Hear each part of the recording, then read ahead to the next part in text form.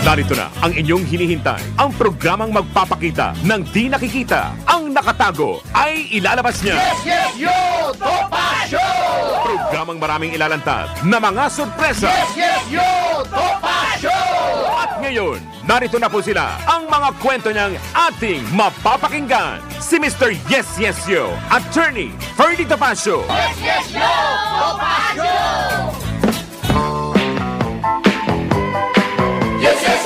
Yahoy! Magandang umaga po sa inyo lahat mga kaibigan. Once again, narito na naman tayo sa Yes, Show, Topacio. Sa ngalan po yun ni Attorney Ferdy Topacio. Ako po si Juvie de Guzman. At pinagpalang araw po ngayong araw na ito dahil tayo po hitik na hitik sa mga impormasyon.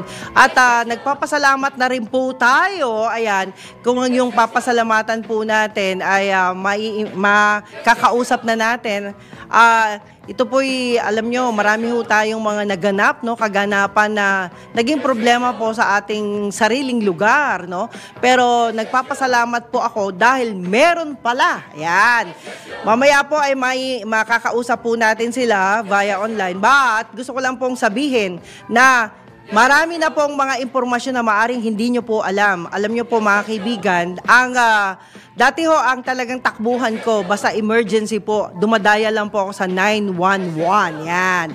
Dati po yan. At ngayon, may nadiscovery po ako kasi ako'y natatakot magtatawag kasi alam nyo naman ho, bawal na bawal manloko sa pagtawag. Yan. Lalo na in case of fire, in case of any crime incident, lalo na kung kayo po ay naka-witness na mga problema na maaaring kayo po ay hindi po familiar dyan, kailangan po updated kayo sa lahat ng mga nangyari. Ngayon, natutuwa po tayo dahil meron po tayong na-discover na isang helpline. Yan po yung helpline na 122. Yan. Ako po ay nagulat kasi tinurn over po ako ng 911 sa 122. Akalain nyo, pwede pala tayong dumaya ng 122 lamang any emergency needs. Kung kayo po ay hindi gustong magpakilala, okay lang po yan. Lalo na kung kayo po ay merong problema na nakita, ayan, may nasagasaan, may kriminal, may whatever, hindi nyo na po kailangang i-reveal kung sino ho kayo, pwede ho yan. Kasi minsan ho tayo, natatakot tayong magsumbong kasi lalo na kung nalalaman yung pangalan po ninyo, di ho ba? At nalalaman din kung taga saan kayo. So ang gagawin nyo lang po, i-dial lang po ninyo ang 122. Yan. Yan po yung bagong update ko sa inyo mga kaibigan. Dahil sa 122 po, yan po ang nakapag-solve ng aking problema na kung saan, hindi ho nila alam kahit sino tawagin ko, kahit sa media, nagugulat sila. Anong idadial ko? Di 122 lang, nagulat sila. Kasi hindi nila akalain na ang dial 122 ay isa pong phone helpline number na kung saan, dyan po kayo makakapagsumbong ng any emergency. Minsan, naranasan ko rin po, ako po'y nasunugan 4 na beses na po, Alam nyo guys, nasunugan po ako sa gawa ng ibang tao. Yan po ay mahirap po kasi kung may kapitbahay ka na mga irresponsable, syempre kung nasunugan yung kapitbahay mo, can you imagine guys, no? Pag nasunugan ang kapitbahay mo, natural, kasama ka. Kasama ka doon sa problema, di ba? Tiyak, it's either tatawid yung apoy na yan at kayo po, yan yung mga bagay na dapat nating isaalang-alang. We should know where to contact, kung saan yung mga emergency hotline. Maraming hindi nakakaalam kasi ako, I came to realize, grabe, hindi pala nila alam to. At ako mismo, hindi ko rin alam, guys. Mantakin ho ninyo, tumawag ako, ganito pa yung tawag ko Ay, sorry po, baka maubusan ako ng load, ganun pa ako. Hindi ho, wag ko kayong mag-alala kasi ang pag-dial nyo sa 122 ay libre. Guys, libre. Kaya pag kayo dumayal, 3 number lang, 122, yan. Isa yan sa mga pinasasalamatan ko na dahil sa kanila, yung mga illegal parking na problema ko, mantakin nyo, ang gagaling ng mga taong nakikipark sa bahay ko. Yung po bang gate namin, babarahan nila, paalis na ho ako, nagmamadali ako, pero hindi ako makaalis dahil yung sasakyan nila ay dun hinarang sa gate ko. Can you imagine paano ako makakalabas kung merong mga nakaharang na sasakyan na hindi ho kayang dumaan ng sasakyan ko, di ho ba? Yan po, emergency ho yan. Ngayon, anong nangyari, instead na ako ay nakakotse, ako po'y nag-motorcycle. Imagine nyo, nakabistida ako, tapos naka-motorcycle. Ito yung problemang malupit Hindi ko ho kilala kung sino yung driver. Hindi ko ho kilala kung sino yung nag-park at hindi ko rin kilala kung kanino yung sasakyan na yon. So what I did, na aberya emergency naman, nagka-aberya na naman ako, eto na. Yung mismong sasakyan na yan ay hindi ko hindi ko humakausap yung tao. So ibig sabihin, ano gagawin ko? Kasi late na ako, malayo pa panggagali ng.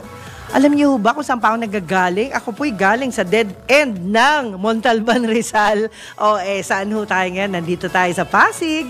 Pero syempre, alam niyo guys, ito ho'y importanteng malaman ho ninyo any emergency needs. Noon ho kasi, nung mga, alam niyo naman, medyo bata-bata pa tayo, nagkaroon din tayo ng emergency. I was traveling along in, somewhere in Laguna and Cavite, no? Alam niyo naman tayo, pag tayo nagko-cover ng isang mga report, doon ho tayo nakakarating. Can you imagine, something happened in my, meron ho akong dating canteen, no? School canteen, na nagkaroon ng emergency doon. Pinasok sila ng isang mamang lasing, tinutukan ang aking anak, yan, tinutukan po siya ng balisong para lang magbigay ng libreng inumin, pampalasing pa. Ayan. So, what I did, tawag ako sa 911. That time, tawag ako sa 911. Alam nyo po ba, ang bilis nilang umaksyon. Ang layo-layo ko, pero yung isang tawag ko lang, talagang umaksyon sila. Yung mga police from that end, dun sa lugar na kailangan ko, dumating po yung mga pulis doon at natulungan po yung aking anak, syempre, at yung tao naman na nanutok, syempre, alam niyo naman, maawain tayo siguro dahil sa kalasingan niya, wala siya sa sarili niya. Diyos ko, humingi ng tawad. Nung humingi naman siya ng tawad, malambot ho ang ating puso, pinatawad naman po natin. In some cases po. Yung po pala ay doon din halos nakatira, malapit lang.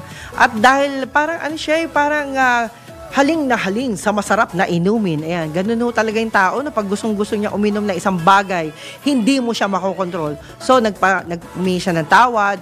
At isa pang instances, yung bahay ng mother ko dati, alam niyo ho, muntik ng masunog. Yan. Pag wala talagang tao, di ba? Meron ho mga ganong cases. At muntik ng masunog, ako rin ang tumawag. Imagine nyo, ako po'y nasa malayong lugar. Pero yung mga taga roon sa Antipolo City, kung saan yung sinasabi kong bahay, walang makatawag ng pansin. Ayan. Ang ginawa ng mga kapitbahay doon, sila yung nagtulong-tulong. Yan. Pero alam nyo po, iba ho talaga ang 911. Kaya thankful ako kay Senator Joey Lina kasi isa siya sa mga naggawa ng batas na yan o ng helpline na yan na kung saan hanggang ngayon nagagamit ko. So ngayon, nadagdagan ang ating emergency helpline yan. Ito, real story ho ito hindi ho ito kagaya ng mga kwento-kwento lang, yung mga nadinig lang yan. Hindi po yan. At syempre, yan. Okay, at ngayon naman mga kaibigan, syempre, gusto lang ho natin na, okay. Pwede na sila? Pwede na. Mamaya, tabayanan po ninyo ang ating mga kaagapay na narito ngayon. Okay, sige po. Ibigay na natin yan. Teka lang, Teka lang. Ayan, meron tayong kulang May kulang tayong Ayan, salamat dun sa mga friendship natin na nagsisikap nga ho na tayo po yung magkaisa. Magkaisa sa impormasyong ibibigay po ng mga ito. Okay, biglaan naman. Biglaan, ano ba to? Teka guys, sandali lang. Meron tayong mga hahabulin dito. Okay, saglit lang.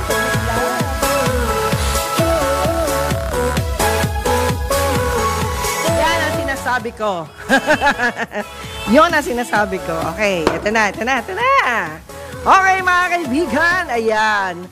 Okay, nasa Zoom na. Okay, ready na ang ating kaagapay, ang Action Officer ng Quezon City, yan, Citizen Services Department of Helping 122, Mr. Carlos Verzonilla. Magandang umaga po, sir. Ayan. Magandang umaga po sa inyong lahat. Hello po, sir. Naku, alam niyo po. Kasama ko si Nelson, yung ating Operations Officer. Good morning, Ma'am Joby, at sa inyong mga taga-panood sa DWIC YouTube channel. Yes. Alam niyo po, napakaswerte ko po at nakilala ko po kayo because of my problem. Ayan. Hindi, gusto ko lang po, ipaliwanag niyo lang po ang inyong mga layunin dyan sa inyong ginagawa ngayon kasi bihira ito Helpline 122. Sige po. Alam mo, Joby, pareho tayong nasa public service. Kayo, mga kasama namin sa media, kami Opo. naman nasa local government, particularly sa Quezon City. Ang atas po sa atin ng mayor ay ang pangangailangan ng few citizens natin ay matugunan kaagad. Kaya nga pinalakas pa ni Mayor ang ating Helpline 122. Hindi lang para sa pangangailangan pang emergency, Opo. hindi ito pang concerns. Ito po ay special 3-digit number na ni-request natin sa National Telecommunications Commission at inassign nga sa atin ang special digit na 122. Ito po ay sinusuga naman ng City Council ng isang ordinansa na talagang itinatatag at itinatagdag sa aming tanggapan ang pagmamanage nito. Ito po ngayon ay isa ng full contact center under ni Mayor Joy Belmonte sa tulong ng aming masipag na City Administrator, Mike Calimuro. 24 hours po ang operations natin sa 122. Hindi lang po sa emergency, police assistance, fire, emergency medical services, hanggang sa barangay natin, traffic, and iba pa na pangangailangan pang emergency. Kundi pati na rin po sa ibang pangangailangan, gaya ng nabanggit ko kanina, city services, and other information, inquiries. 24 hours po ang operations namin. Opo. Tao natin at anytime po, tawag lang po kayo, sabi nga ni Mayor, tawag lang po kayo. Pag emergency, help is on the way. Kung ano po ang iba niyong pangangailangan, maasikaso po namin kayo. Wow. Alam niyo po, congratulations po. Job well done. Talaga po, nagulat ako at na-amaze. Kanina ho, kung abutan niyo po yung sinasabi ko, next to 911, kasi 911 talagang noon pa no? Ngayon po, nagkaroon na ng 122 at marami pong hindi nakakaintindi kung paano tumawag sa 122. Ngayon po na ipaliwanag na natin at mas maraming makakabiyaya ng inyong impormasyon kasi ito po yung isang malaking bagay po para sa lahat, lalong-lalo na sa communication na napakabilis ng aksyon ng inyong tanggapan. And of course, congratulations po sa inyo at lalo na rin kay Sir Nelson Carpintero, Acting Chief Administrative Officer ng Operations Helpline 122. Sir, bumati na po kayo at tayo po ay magpapasalamat po sa inyo. Yes, Ma'am Joby, good morning ulit sa lahat ng mga nanonood. In addition po sa sinabi ng aming boss Karin, Action Officer, yung Helpline 122 matagal na rin na-create sa Quezon City. Last October pa siya, 2016. Okay. But yung first ni Mayor Belmonte, in-upgrade po niya ito at in-enhance at kinonvert na po ito sa contact center na 24/7. Ayan. So, ngayon, sa operations po, pag nag-press 1 po yung caller, yan po yung for emergency. At pag nag-press 2 naman dun sa menu namin, yan po yung ibang pangangailangan o other concern. Doon po sa press 1 po, pag police matter po, may naka-duty na po na police dito sa aming contact center na 24/7 na siya na pong bahala mag-dispatch to the nearest police station and nearest police mobile patrol and mga tricycle o motorcycle unit nila. Dahil may programa din po ang QCPD na 3 MRT, yung 3 minutes response time po nila. So ito po yung 122, ito po yung binibigay ng QCPD din sa mga QCitizen na pag nangangailangan po ng mga police assistance na parang madali po matatandaan dahil 122 lang po. Okay, with that, naku, nagpapasalamat po tayo kay Mayor Joy Belmonte. Hindi ko siya nakikita na at hindi ko na rin siya nakakausap. Ipaabot nyo na lang po ang pasasalamat ko bilang isang residente ng Quezon City kung saan kayo po ay tunay na nakatulong. Ito po hindi campaign, kundi ito po ay pasasalamat ko po sa inyo dahil natugunan nyo po ang problema kong matagal ko nang hinahangad na makontak yung mga tamang tao at kayo nga po yun. At salamat din sa Quezon City, of course, yung ating barangay, kila kila Jubert, Sir Jubert Estrella, at of course, yung si Doc Bergara, August Bergara, kasi isa rin ho yan sa nagka-campaign na kagaya ko po, tayo po ay nagbibigay ng magandang impormasyon na ito po ay public service. Yan. At sana po, tuloy-tuloy po natin yung inyong campaign dyan sa Helpline 122. Kasama nyo po ako sa lahat ng mga mabubuting gawain po ng Quezon City. Mabuhay po kay sir.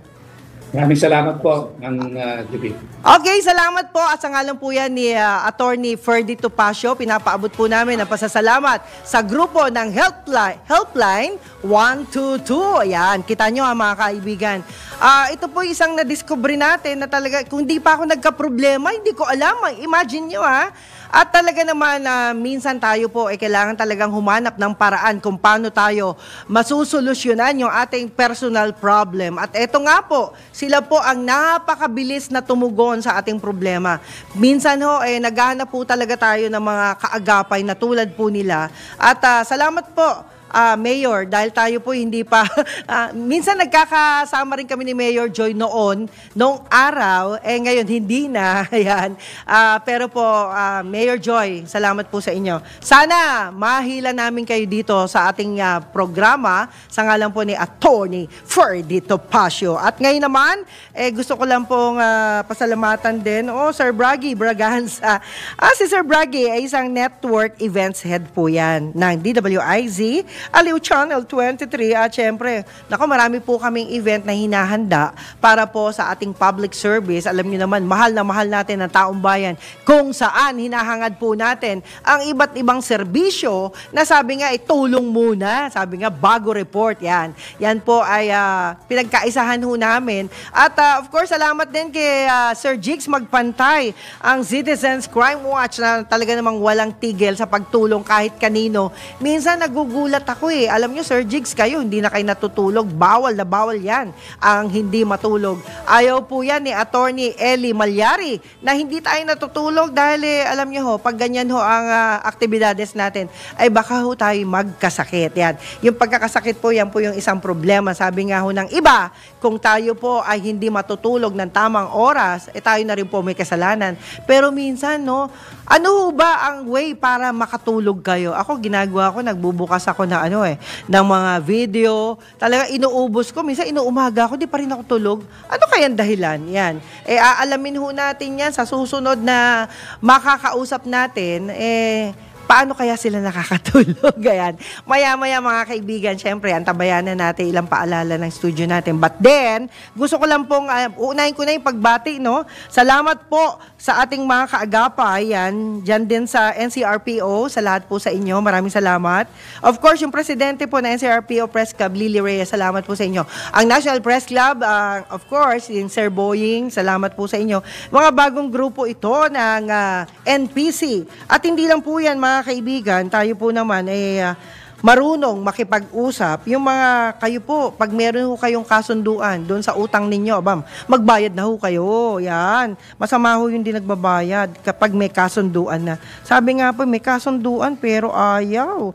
Okay, at tayo naman po ay, eto na. Okay, salamat din po sa ating mga friendship. Ayan, dyan sa kantin, salamat po sa inyo. At patuloy kayo nagbibigay ng masasarap na pagkain. Yan, pagkain na talagang masustansya. At hindi lang po yan lahat ng mga kaagapay natin, kung kayo po ay nanonood o nakikinig ngayon sa DWIZ, Aliw Channel 23, i-PM lang po ninyo sa akin ang mga gusto po ninyong pag-usapan natin dahil kayo po ang bida. Yan. Dito po sa Yes Yes Show Topacio. Alam niyo naman yung aking partner, dadating po yan anytime na available na po siya. Okay, time check ho muna tayo mga kaibigan. Sa ngalan po ng ating palatuntunang Yes Yes Show Topacio, Attorney Ferdy Topacio, ang oras po, alas 11:24 ng umaga. Yes, yes, yo! Topacio! Si Mr. Yes Yes Yo, Attorney Ferdy Topacio. Yes, yes, yo! Topacio! Yes, yes, yo! Yahoy! Yes, yes, yo! Na muli, syempre, sa ngalan po ni Attorney Ferdy Topacio, ako po si Juvie de Guzman. At kami po ay napapanood at napapakinggan sa DWIZ. Yan. 882 at lalo na dito po sa Aliw Channel 23. Yan, magandang umaga po sa ating lahat. At syempre, nako, ngayon po mapag-uusapan natin. Yung iba gusto, yung iba ayaw. Ewan ko na lang, sapula-saputi tayo ngayon. At sino kaya ang mananalo? At sila po ay magbibigay sa atin ng mga ilang update ukol sa kanilang hearing dyan sa Senado.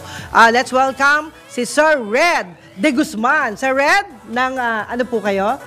Sa National Council for Solo Parents po, magandang umaga po sa lahat na nanonood, nakikinig sa atin dito sa Yes Yes Show Topacio. Iyan, kamag-anak ko yan pero hindi niya alam. Parang kami apelido Okay. Dito naman sa kanan ko ang aking napakagandang kaibigan, si AJ Alpapara. Sige po. Thank you po, Ma'am Juvie. And thank you for having us here. Ako naman po si AJ Alpapara from Divorce Pilipinas Coalition. Ayan, kita nyo isang solo parent, isang divorce. O, di ba? Parang parehong malungkot yan. Okay, anyway, pakinggan muna natin si Sir Red De Guzman ukol doon sa kanyang update sa solo parents. Sige po. Yes, maraming salamat po. No? So, ito nga, yung issue nga ng divorce, isa yan sa mga sinusuportahan ng ating organization. Ng grupo. Ayun. Kasi maraming solo parents ang nangangailangan din yan. At sa matagal na panahon ay nagtiis na nga sila, no? Mga iniwanan na, inabandon na, pero yung kanilang legal rights ay hindi pa rin na ibibigay sa kanila. Ayun. Bakit ganun, no? Bakit nga ganun? Ay, yung humiwalay. Ang puti sa pula. Okay, Sir AJ, ikaw naman, ano po ang update natin ukol dun sa iba pang hindi nasabi ni Sir? Para naman po sa amin, sa Divorce Pilipinas Coalition, we are now waiting sa second reading dito sa Senado. Dahil, waiting tayo sa naka-pending na po siya. So, sana pagkatapos po ng SONA, no, ma-schedule na po ng Senate ang para sa second reading ng Divorce Bill SB 2443. Ayan. Pero Sir Red, ilang reading ba dapat para yan ay ma-finalize na? Tatlo po, tatlong readings po yan. At kung sana nga sinabayan ng ating Senado ang nangyari sa Kongreso, dapat tapos na parehas. At tayo ay nasa phase na ng Bicameral Conference Committee. At after niyan, diretso na papunta sa Presidente yan. So, kung hindi sana bumagal sa Senado, medyo maganda-ganda na ang estado ngayon ng Nako, manawagan tayo. Pabilisin nyo naman. Wag naman kayo nakatutok sa isang problema lamang. Alam nyo, actually, nalulungkot nga tayo dahil ito nga yung nangyayari ngayon. Parang nakatutok tayo sa Bamban Tarlac. Buong Pilipinas yung pinag-uusapan natin. Hindi lang naman Banban. Yeah. Okay, Ma'am EJ, ikaw naman, anong panawagan mo sa gobyerno? Kasi alam mo minsan, kailangan paalala natin sa kanila. Baka sabi mo, natatabunan na. Sige. Yes, yun nga po kinatatakot namin na patutulugin na naman nila katulad ng nangyari ng 17th Congress at kahit na sa 18th Congress. Ngayon po kami ay nananawagan sa Senado na gawin nila ang kanilang duty, ang kanilang mga trabaho bilang mambabatas ng buong Pilipinas. Opo. Ayun nga po, ito po ay panawagan naming public policy, their civil duties, at hindi po ito yung kanilang personal na yung pinagsasabatas natin. So, marami po ang naghihintay ngayon nito na makalaya na sa cadaver of a marriage. Yan. Aray, cadaver talaga. Alam niyo mga kaibigan, sabi nga po ito yung paalala ko lagi sa tweet-tweet lalo na sa mga kabataan. Sa mga magulang na rin, mantakin ho ninyo, napapasubo yung mga anak nyo sa pag-aasawa agad, lalo na kung sila ay natikman na. Usually ganun, Sir Red, nahihiya si nanay o si tatay na makita ang anak nila ay mabuntis, pero hindi nila nakikita yung magiging outcome kung sila naman ay kasal. Ano ba usually nangyayari pag ganun? Totoo po siguro dahil na rin sa kultura nga ng Pilipino kultura na natin, yes. Tayo ang isipan natin ay kailangan buo ang pamilya, may nanay, may tatay. Opo. Pero kung babalikan po natin, nung 2000, nung naging batas ang Republic Act 8972, yes, kinilala na po ng Pilipinas ang pagkakaroon ng ating mga solo parent families. So hindi po kahiya-hiya ang pagiging mag-isang magulang. At ang siguro mas isipin natin, mas matimbang ba yung nakakahiya kaysa yung nakikita mong nabubugbog at pinahihirapan ang iyong anak, di ba? Kasi minsan, pinipilit nating magpakasal para sa maling dahilan. Aray, o nga no. Alam nyo, marami ho tayong mga naririnig, no? Maraming mga nagdurusa, mga young mother Yes, o young father na pipilitang magpakasal dahil dun sa kultura nga na sinasabi. Take note kultura. Totoo naman na yung kasi mga sinaunang mga magulang, Yes. hindi talaga basta-basta. Ngayon ho, ang bilis na. Lalo na ngayon may internet. Isang kindat lang, mag-shota na pala sila. Di ba? Di ba, Ma'am AJ? Sadly, yes. Maraming nabubudol. Oh, nabubudol. Oh, at saka ito po yung isang alam nyo, panawagan na rin sa mga kabataan at sa mga magulang na rin. Huwag nyong hahayaan ang inyong mga anak ay nakababad sa internet, lalong-lalo na kung sila'y nakatago. Magulat na kayo. Baka hindi nyo alam kung ano na nangyayari at hindi rin natin alam, baka paglabas niya ng bahay ay nakikipagtagpo pala, di ba, sir? Yes, Sir? opo Totoo nga po minsan kasi masyadong overprotective yung mga magulang Opo, opo. Kalimutan na, nabanggit mo nga ngayon panahon na ng internet. Yes. Sabi nga, swipe left lang, okay na Pag-shota na kayo.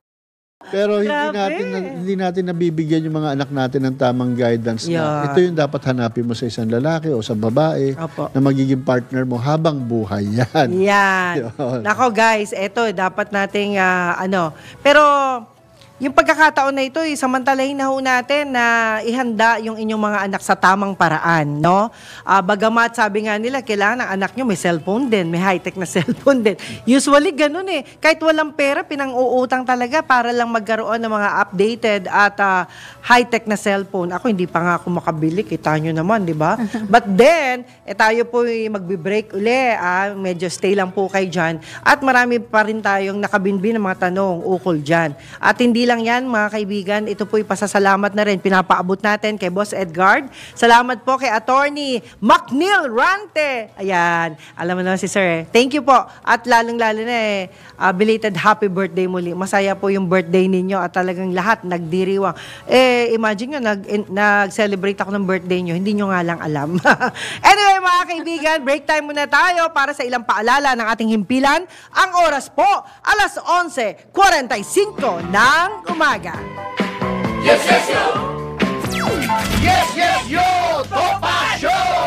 Si Mr. Yes, Yes, Yo, Attorney Ferdy Topacio. Yes, yes, yo! Topacio!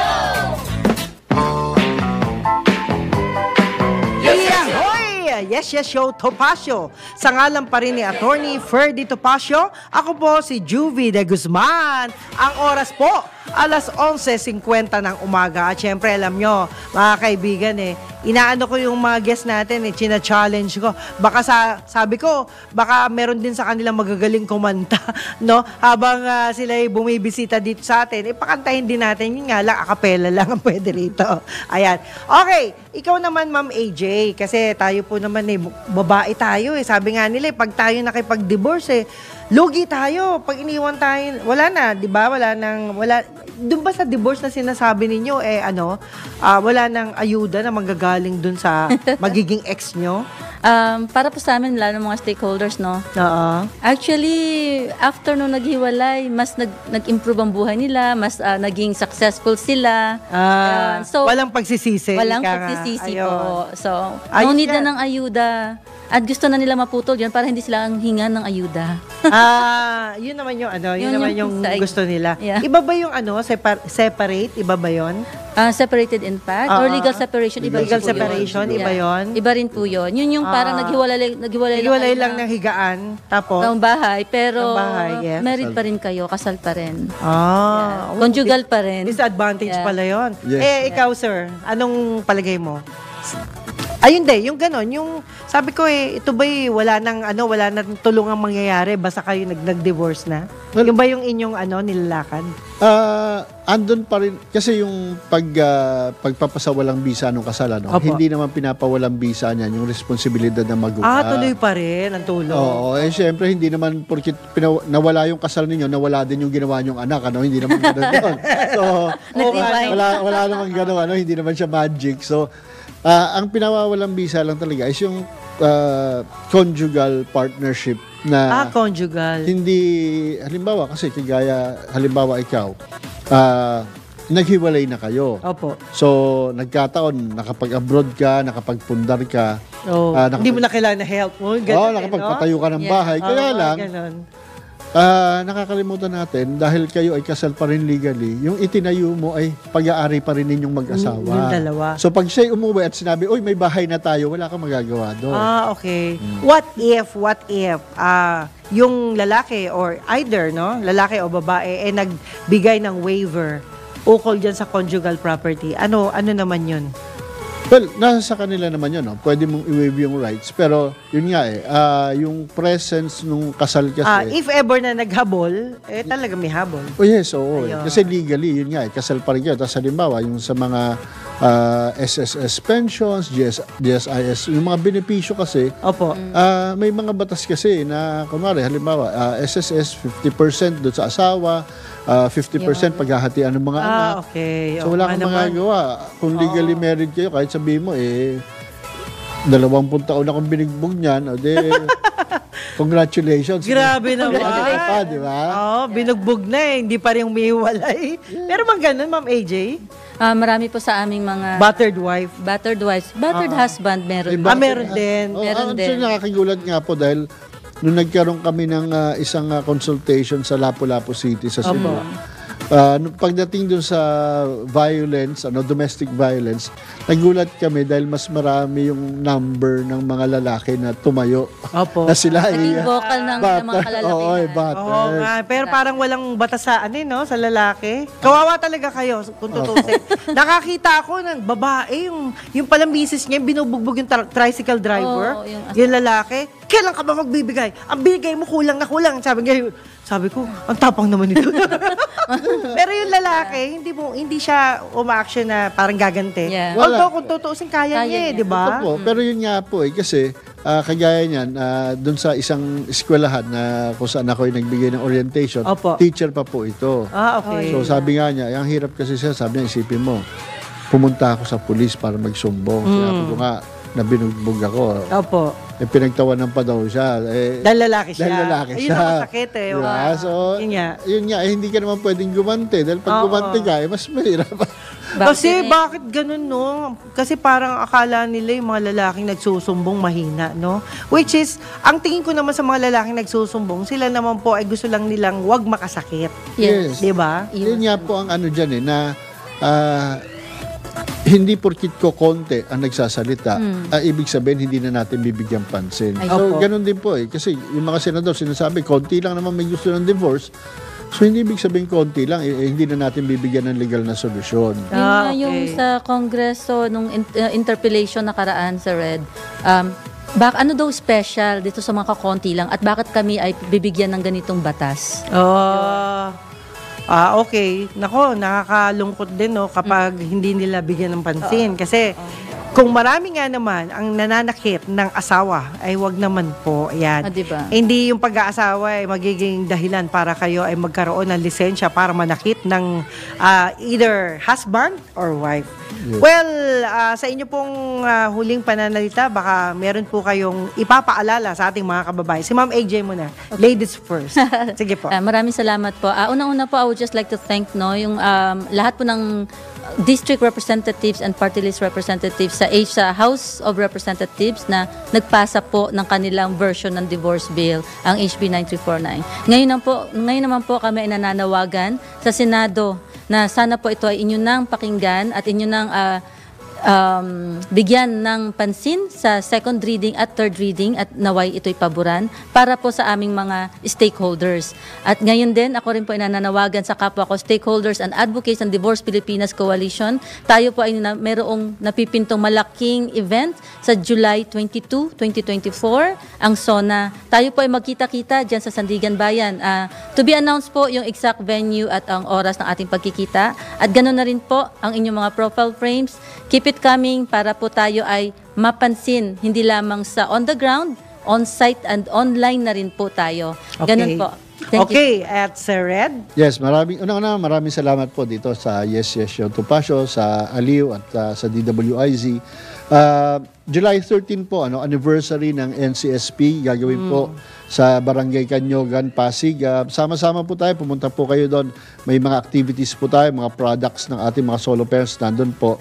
At may mga talks po tayo no, regarding yung emotional and mental wellness, Okay po. yung sa ating family. At panawagan po sa ating mga senador, nirerespeto po natin ang kanilang mga relihiyon at personal na paniniwala. Pero at the end of the day, paalala lang po, kayo ay nandyan para sa ating mga kababayang Pilipino. Okay, with that, nako, salamat po at paalala po na binabati ko si Katirso Peralta. Hi, Katirso. Okay, anyway mga kaibigan, tayo po ay magpapasalamat na sa ating mga produksyon. Kita nyo naman, ang gagaling na ating mga bisita ngayon dahil talaga namang nasa puso nila ang kanilang panawagan. At ngayon naman, salamat po ng marami kay Sir... Ayan. Kay News Director Judith Estrada Larino, thank you so much to you. At syempre kay Desk Editor Boss Drew Nasino. Hello din sa ating tech engineer, nandiyan si Winner Contehino, Jenny Lirico Hermoso, Ken Sale, at of course si Chat Josue. Ayan. At syempre, broadcast IT natin, JV Dominguez, ang ating teleprompter operator, Neil Joy Abelia. At ating writers, nandyan si Geraldine Doinog, at syempre, si Charles Laureta and Mayan Palma. At ang ating CAs, nandyan si Yasmin Pantaleon, Eliza Quevedo. At salamat din sa ating mga intern. Ayan, Aizen Luis Moises.